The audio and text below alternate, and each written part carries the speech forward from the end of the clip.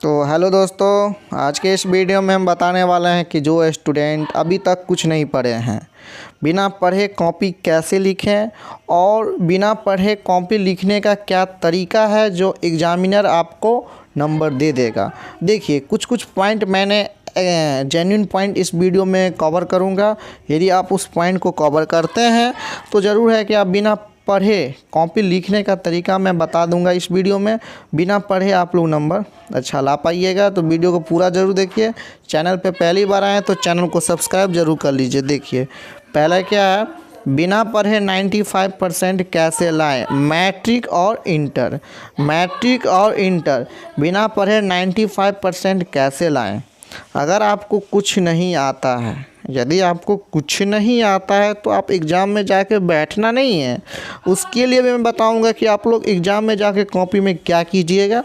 आप कॉपी में क्या लिखेंगे, यदि आपको कुछ नहीं आता है तो आप कॉपी में क्या लिखिएगा ताकि एग्ज़ामिनर आपको अच्छा मार्क्स दे दें।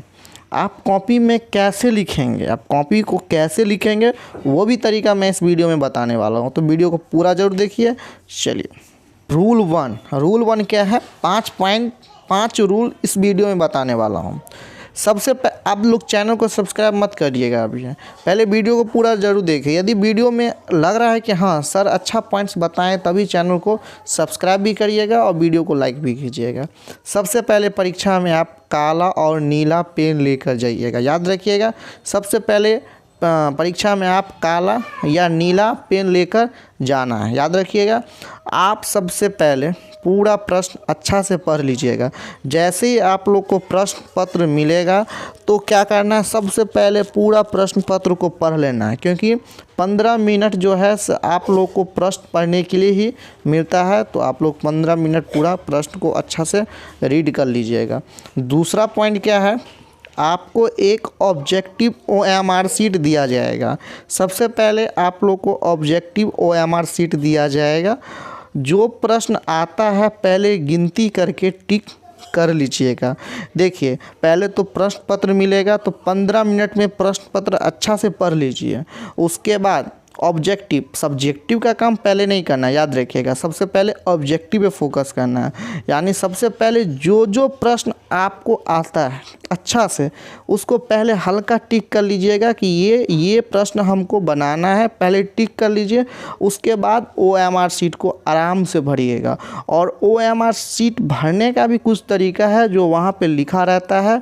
जैसे ये मान लेते हैं ये A है, देखिए ये A है, ये B है, आप लोग को पता भी होगा। तो इसको पूरा फिल कीजिएगा, आराम से करना है और काला और नीला पेन लेकर ही जाइएगा। इसको अच्छा से फिल कीजिएगा, OMR शीट को अच्छा से आराम से करना है। और सबसे पहले जो क्वेश्चन आता है, मान लेते हैं 50 क्वेश्चन बनाना है, तो जो इजी क्वेश्चन है सबसे पहले उस क्वेश्चन को टिक कर लीजिए कि ये क्वेश्चन बनाना है। और 50 क्वेश्चन जैसे ही पुर जाए कि हाँ 50 क्वेश्चन हमको पुर गया, टिक कर रहे हैं, उसके बाद वही क्वेश्चन फिल कीजिए OMR शीट में, वही क्वेश्चन भरिए जो आप टिक किए हैं। याद रखिएगा, ऐसे में गलत हो सकता है। तो अब सबसे पहले आप टिक कर लीजिए, गिन लीजिए कि कौन सा प्रश्न आपको बनाना है। उसके बाद ही OMR शीट में ऑब्जेक्टिव उसको फिल कीजिए, अच्छा से कीजिएगा, क्योंकि ये ज़्यादा इम्पोर्टेंट रखता है। तो रूल 1 यही था दोस्तों। चलिए, अगला है रूल 2 क्या है। रूल 2 क्या है, उसके बाद जैसे ही OMR शीट आप लोग भर दीजिएगा आराम से, तो OMR शीट में देखिए, OMR शीट में भी कुछ पॉइंट होता है। मान लेते हैं 10 गो क्वेश्चन है और 10 क्वेश्चन ऊपर से भर दिए और 10 क्वेश्चन ही काउंट किया जाएगा, क्योंकि वो मशीन से चेकिंग होगा। और 11 क्वेश्चन आप बना दिए, भले ही ये क्वेश्चन सही है, इसका कोई मार्किंग नहीं होगा। इसीलिए पहले बतला दिए हैं कि जितना क्वेश्चन कन्फर्म आप लोग को आता है सबसे पहले उसको टिक कर लीजिए। उसके बाद आप लोग OMR शीट को भरिए। उसके बाद जैसे ही OMR शीट भरा जाएगा, OMR शीट आपसे एग्जामिनर ले लेंगे। उसके बाद जैसे ही OMR शीट ले लेंगे, उसके बाद आया सब्जेक्टिव पेपर का काम। उसके बाद आपको सब्जेक्टिव प्रश्न दिया जाएगा, यानी प्रश्न पत्र तो एक बार ही मिल जाएगा। उसके बाद जैसे OMR जैसे ऑब्जेक्टिव बनाने के लिए सबसे पहले ऑब्जेक्टिव क्वेश्चन को रीड किए, उसके बाद टिक कर लिए। ठीक उसी प्रकार सब्जेक्टिव क्वेश्चन को भी आराम से रीड कर लीजिए। और याद रखिए, जो क्वेश्चन, ध्यान से सुनिए, जो क्वेश्चन आपको आता है सबसे पहले उसको टिक कर लीजिए। और जितना ऊपर में सबसे पहले ये भी देखना है ध्यान से सुनिए। ऊपर में मान लेते हैं सबसे पहले रीड अच्छा से कर लेना है कि 10 क्वेश्चन बनाना है, तो 10 क्वेश्चन खोज लीजिए कि कौन कौन कन्फर्म आता है, उसी को टिक कीजिए। याद रखिए, जो कन्फर्म आता है सबसे पहले उसको टिक कर लीजिए, और जो नहीं आता है उसको बाद में करना, लेकिन जो कन्फर्म आता है उसको टिक कर लीजिए। और जो प्रश्न पत्र, जो क्वेश्चन आपको नहीं आता है प्रश्न पत्र में, तो उसको क्या करना है, उसको भी छोड़ना नहीं है, वो भी क्वेश्चन को छोड़ना नहीं है। वो क्वेश्चन कैसे लिखना है वो भी मैं आगे रूल में बताने वाला हूँ, वीडियो को पूरा ज़रूर देखिए। तो जैसे ही सब्जेक्टिव प्रश्न पत्र आप लोग रीड कर लीजिएगा, और जो भी क्वेश्चन आता है कि ये कन्फर्म है वो बनाना है, सबसे पहले उसको ठीक कर लीजिए। और एक पॉइंट और ध्यान में रखना है कि ऊपर में आप लोग पढ़ लीजिएगा, यानी 10 को क्वेश्चन बनाना है तो 10 क्वेश्चन को ही टिक कीजिएगा। ये नहीं कि 10 को क्वेश्चन बनाना है 12 बना लिए या उसमें से कम 8 ही बना लिए, तो ये भी गलती नहीं कीजिएगा। जो जितना क्वेश्चन ऊपर में लिखा है उतना ही बनाना है। जो अच्छा से आता है सबसे पहले उस क्वेश्चन को टिक कर लेना है और उसको बनाना है। और जो क्वेश्चन लगता है कि ये नहीं आ रहा है उस क्वेश्चन को छोड़ना भी नहीं है। उस क्वेश्चन को कैसे लिखना है वो भी मैं बताने वाला हूँ। सबसे पहले पूरा प्रश्न पत्र को अच्छा से पढ़ लीजिए, उसके बाद देखिए उसके बाद क्या करना है। सबसे पहले प्रश्न पत्र को अच्छा से रीड कर लिए, जो जो कन्फर्म आता है पहले उसको टिक कर लिए, जो नहीं आता है उसको भी बनाना है, लेकिन जो आता है सबसे पहले उसको टिक कर लीजिए। उसके बाद जब आप बनाने के लिए सब्जेक्टिव जो आंसर शीट है उसमें जब आप लिखने के लिए जाइएगा ना, तो फर्स्ट पेज पर या 1 से 2 या 3 पेज में काट कूट तो कुछ नहीं करना है, कुछ नहीं। याद रखिएगा, फ्रेश करना, फ्रेश से लिखना है, ताकि जितना फ्रेश लिखिएगा ना, राइटिंग पे ही नंबर देता है।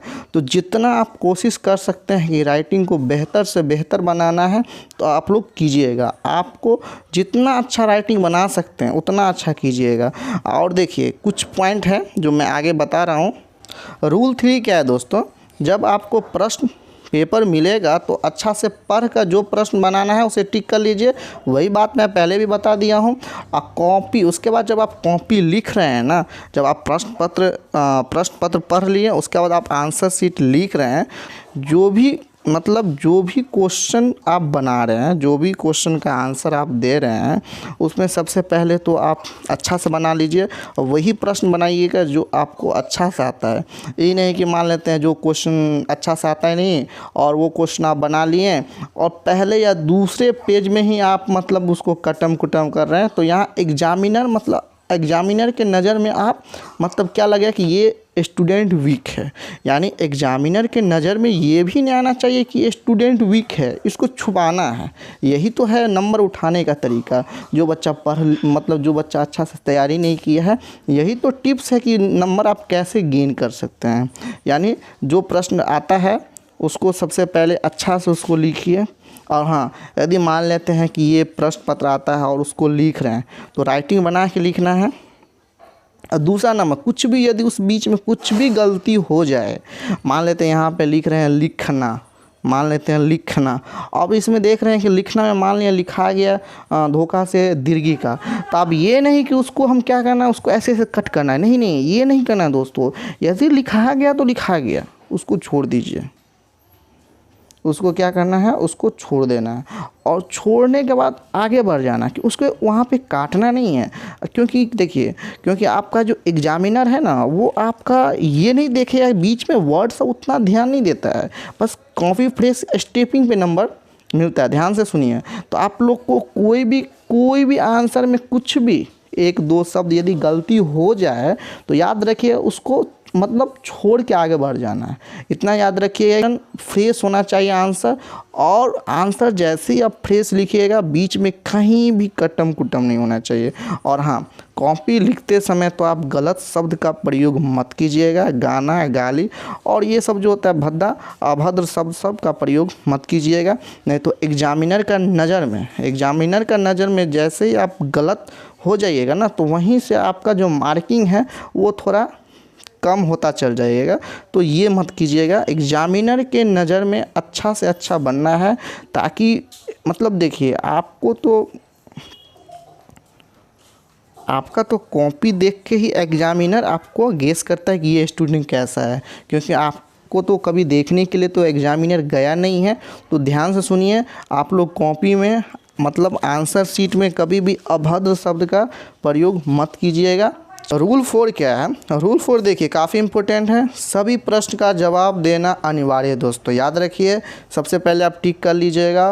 और जितना मान लेते हैं कि लघु में 10 क्वेश्चन वहाँ पे लिखा हुआ है कि बनाना है, तो 10 क्वेश्चन आप किसी भी हालत में बनाना ही पड़ेगा। आपको 8 क्वेश्चन कंफर्म अच्छा से आता है, 7 क्वेश्चन, 5 क्वेश्चन ही क्यों नहीं आता? अब ये नहीं कि 5 क्वेश्चन नहीं आता है, 2 क्वेश्चन नहीं आता है तो उसको स्किप कर देना, छोड़ के चलाना नहीं, ये गलती मत कीजिएगा। जितना क्वेश्चन 10 क्वेश्चन को भी टच करना है, सभी का आंसर शीट लिखना है। जो क्वेश्चन अच्छा से आता है उसको लिखिएगा। और देखिए अगर आता है तो पूरा लिखिए। यदि कोई भी क्वेश्चन का आंसर यदि आता है तो उसे पूरा लिख दीजिए, और यदि नहीं आता है तो आधा भी ज़रूर लिखिए, क्योंकि कोई भी एग्जामिनर आपको स्टेप मार्किंग पर नंबर देता है। जैसे मान लेते हैं ये 4 लाइन का है, तो आप जिस भी क्वेश्चन का आंसर दे रहे हैं तो ये 4 लाइन में होना चाहिए। दूसरा नंबर 4 लाइन में होना चाहिए, फ्रेश होना चाहिए, मतलब देखने में सुंदर होना चाहिए। और कहीं भी कट्टे में ये तो गलती कीजिएगा ही नहीं। कहीं भी गलती, छोटा छोटा शब्द कुछ भी गलती हो जाए तो उसको छोड़ के आगे बढ़ जाना। याद रखिएगा कि पेज में कट्टम कुट्टम तो होना ही नहीं चाहिए। यदि वो होगा तो उस पर आपका नंबर मार्किंग गिर जाएगा। तो आप लोग ये बात ध्यान में रखिएगा। और सभी प्रश्न का जवाब देना ही है, कोई भी प्रश्न छोड़ना नहीं आता है। जो क्वेश्चन आता है उसको बनाइए, जो क्वेश्चन नहीं आता है उसका भी मैं बताने वाला हूँ कि आप लोग वो क्वेश्चन को कैसे हैंडल कीजिएगा, वो भी मैं बता रहा हूँ। तो दोस्तों रूल 5 क्या है? काफ़ी इम्पोर्टेंट है। अगर आपको कोई प्रश्न नहीं आता है, सबसे पहले तो जो प्रश्न आता है अच्छा से बना लेना है। जो प्रश्न नहीं आता है उसको लास्ट में बनाना, लेकिन छोड़ना नहीं है, बनाना है, याद रखिएगा। और दूसरा क्या बताया था कि राइटिंग फ्रेश होना चाहिए। कहीं भी कुछ भी बीच में यदि शब्द में यदि मात्रा कुछ भी यदि अशुद्ध लिखा गया तो उसको काटना नहीं है। लिखा गया तो छोड़ दीजिए, उसको मत देखिए आप। कॉपी फ्रेश होना चाहिए। और यदि कोई भी प्रश्न आपको नहीं आता है तो उसको भी छोड़ना नहीं है। कैसे हैंडल करना है देखिए, किसी भी प्रश्न का कीवर्ड पे काम करना है। कीवर्ड कैसे होता है? जैसे मान लेते हैं प्रकाश का अपवर्तन किसे कहते हैं। मान लेते हैं एक क्वेश्चन समझा रहे हैं कैसे कीवर्ड पे काम किया जाता है, प्रकाश का अपवर्तन, सपोज दैट्स। तो देखिए मान लेते हैं ये क्वेश्चन आपको नहीं आता है, तो आप क्या सोचिए ये क्वेश्चन को छोड़ के चल आते हैं। देखिए कीवर्ड क्या होता है, यानी इस प्रश्न में किसी भी शब्द के बारे में आप तो ज़रूर जानते हो, किसी भी शब्द के बारे में। मान लेते हैं प्रकाश क्या है? प्रकाश एक उजाला का काम करता है। प्रकाश से हम लोग किसी भी वस्तु को देखते हैं। यानी कहने का मतलब एक प्रश्न में किसी भी शब्द के बारे में यदि आप लोग जानते हैं तो उसके बारे में अपनी भाषा में, ये ज़रूरी नहीं कि सही होगा, अपनी भाषा में जो आप जानते हैं उसके बारे में आप लिख दीजिए, छोड़ना नहीं है। मान लेते हैं प्रकाश नहीं आता, अपवर्तन के बारे में जानते हैं। यानी प्रश्न में कोई भी क्वेश्चन, जो क्वेश्चन आपको नहीं आता है, जो आता है पहले उसको लिख लीजिए, उसको छोड़ना नहीं है। जो नहीं आता है उस प्रश्न में किसी भी शब्द को पहले पकड़ लीजिए, किसी भी शब्द को। देखिए इसके बारे में मैं जानता हूँ कि नहीं, उसके बारे में, क्वेश्चन के बारे में नहीं, यानी उस शब्द के बारे में जानते हैं ना, तो उस शब्द के बारे में ही आप लिख दीजिए, छोड़ना नहीं। यही होता है कीवर्ड पे काम करना। केवल आप लोग मतलब जितना, मान लेते हैं 4 लाइन लिखने के लिए बोला जा रहा है तो 4 लाइन लिखिए, शब्द पे काम कीजिए, इसी को बोलते हैं कीवर्ड।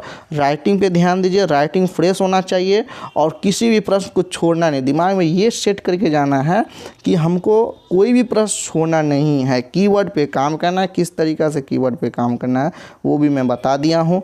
किसी भी प्रश्न का उत्तर लिखते समय छोटा सा गलती भी हो जाए तो उसे काटना नहीं, ये मैं पहले बता दिया हूँ। यदि कोई भी क्वेश्चन यदि आप लिख रहे हैं उसमें कुछ भी गलती हो जाए तो उसको, गलती हो गया तो होने दीजिए, छोड़ के आगे बढ़ जाइए। राइटिंग फ्रेश होना चाहिए, फिर से सुन लीजिए, राइटिंग फ्रेश होना चाहिए। जो क्वेश्चन आता है सबसे पहले उसको अच्छा से बना लीजिए। जितना लाइन में बोला जा रहा है उतना लाइन में लिखिए। ये ज़रूरी नहीं कि नहीं आता है तो अपना मन से भी लिखिए, लेकिन उसको फ्रेश होना चाहिए, किसी भी कट्टा में नहीं होना चाहिए। हर एक प्रश्न को, हर एक क्वेश्चन को टच करना है, दिमाग में ये सेट करके ही जाइएगा।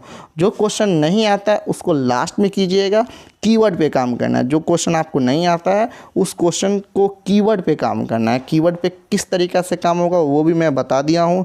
किसी एक प्रश्न में किसी भी शब्द के बारे में आप जानते हैं ना, उस शब्द पे आप विश्लेषण कर दीजिए अपना मन से।